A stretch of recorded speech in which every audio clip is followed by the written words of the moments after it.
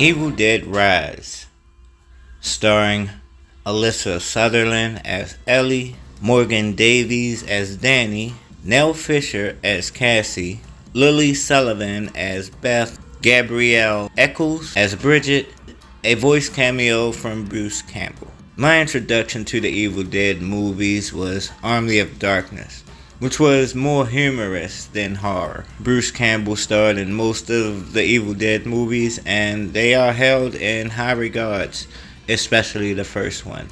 And to me, this movie does not disappoint, and it pays enough homage to what came before it without being overt. This movie starts off at a cabin in the woods, or more accurately, the famous traveling camera shot to a lake near the cabin.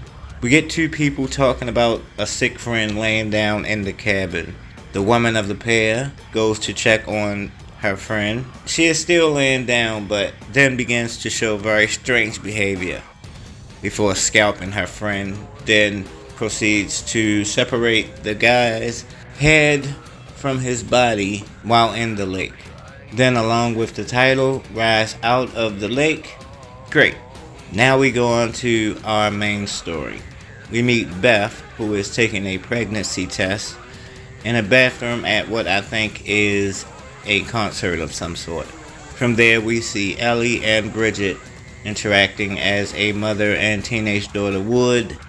Then Cassie annoying her siblings, Bridget and Danny. It's all very believable, and it's how normal families are. Some movies miss the mark when it comes to believable interactions like this. Now there's someone at the door, and Ellie answers to find no one there, or at least on the right. But to jump scare her sister on the left, it's Beth, receiving a chop to her face for her trouble. Not seeing Beth in a long time, they all gather to talk until Beth mentions Ellie's husband.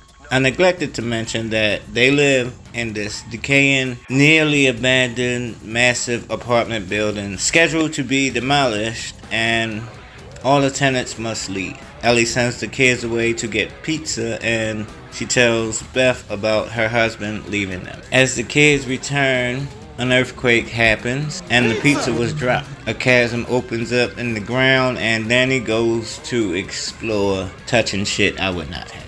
Ignoring several warning signs, he takes a strange book back with Ellie. We see the few neighbors and kids return, pizzaless, but with the unedible weird book. The book details gruesome depictions of torturous rituals, and accompanied with the recording Danny also brought back instead of those pizzas, releases a dormant evil, as weird chanting tends to do. The evil inhabits Ellie, and she begins to behave strangely like the woman at the beginning of the movie. Like in most Evil Dead movies, the evil violently inhabits a person.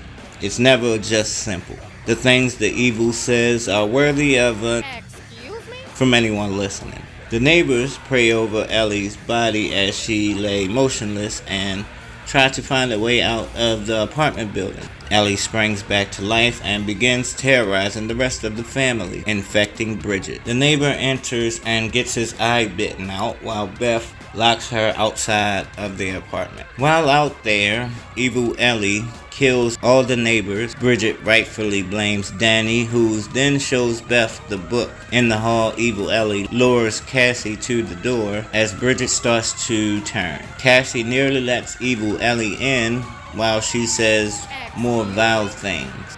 In the kitchen, Bridget eats a delicious glass and then fights with the family. Being incapacitated, Beth then listens to the recording and learns more about what's happening. During this time, evil Ellie gets back into the apartment through the vent, and Bridget kills Danny. Beth, being attacked by evil Ellie, is told. Escaping out of the apartment, Beth and Cassie go into the hall, and all the others awaken possessed and start to merge. Beth and Cassie make their way to the garage to leave, but it's time for the final showdown. The merged family gets Cassie, and attempts to cut her head off with another star in the Evil Dead franchise, the chainsaw. But Beth then returns and says the iconic line, "Get away from her, you bitch!" Come get some. Beth is then almost put into a grinder but escapes to thrust the chainsaw into the merged family, pushing it into the grinder. Beth and Cassie with the chainsaw in tow leave, but the evil cannot be destroyed. So we see how the possessed woman from the beginning of the movie became that way. The end. This was a great movie. I definitely recommend it, especially if you liked any of the others. I'm Ron Stringer. Hound at me about something else some other time.